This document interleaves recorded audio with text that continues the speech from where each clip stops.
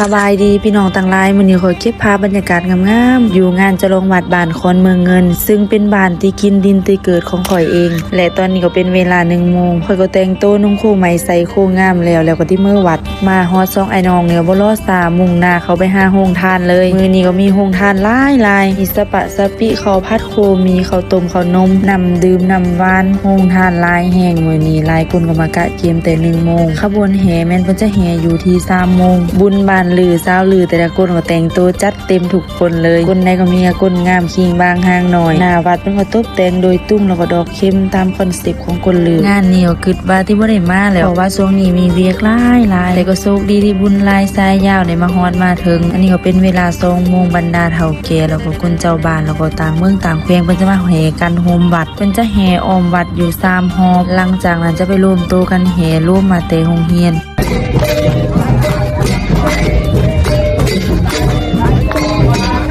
อันนี้จะเป็นขบวนเฒ่าแก่ประจายที่เพิ่นว่ากำฟอนระหว่างที่แห่กันอยู่วัดเพิ่นก็จะตบมือร้องเพลงขับล่ำมวลซืนเก็บพันเก็บสา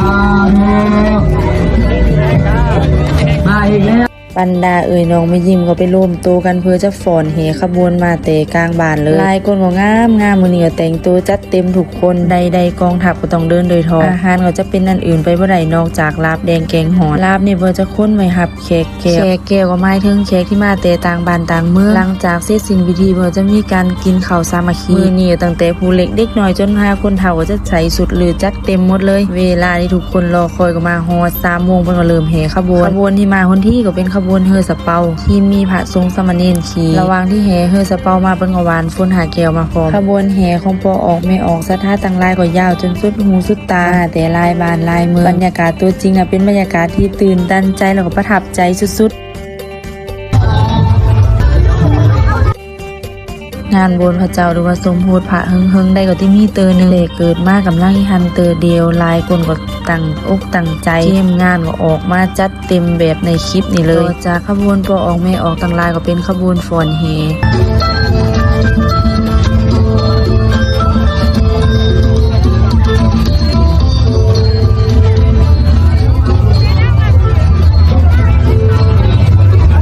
ลายคนก็แต่งตัวจัดเต็มงามแฮงคนก็หลายน่าจะฮอดเป็นพันคนหลังจากขบวนฟ้อนแห่จะเป็นขบวนแห่สร้างนี่ถ้าจื่อบ่ผิดก็น่าจะแม่นขบวนมาแต่บ้านเพียงงามถ้าว่าผิดก็ขอโทษขออภัยเด้อบรรยากาศตัวจริงมื้อนั้นทั้งม่วนทั้งงามขบวนเพิ่นจะแห่อ้อมวัดอยู่3 รอบหลังจากนั้นเพิ่นก็ได้แห่เข้าวัดคนก็เต็มวัดเลยจนบ่มีตีอยู่ตีไป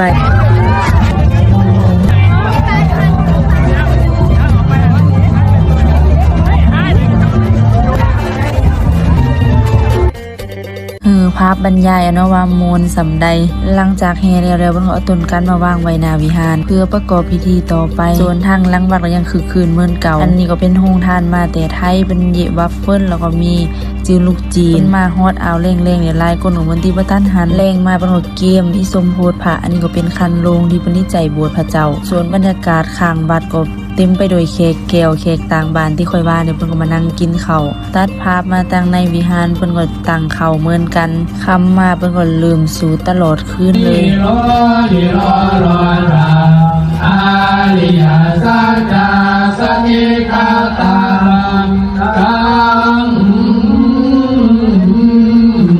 8 โมงแรงเพิ่นก็เริ่มจิดอกไฟดวงประมาณ 6-7 ดอกแล้วก็จุดพลุบูชาบรรยากาศปางลำวงก็กำลังม่วน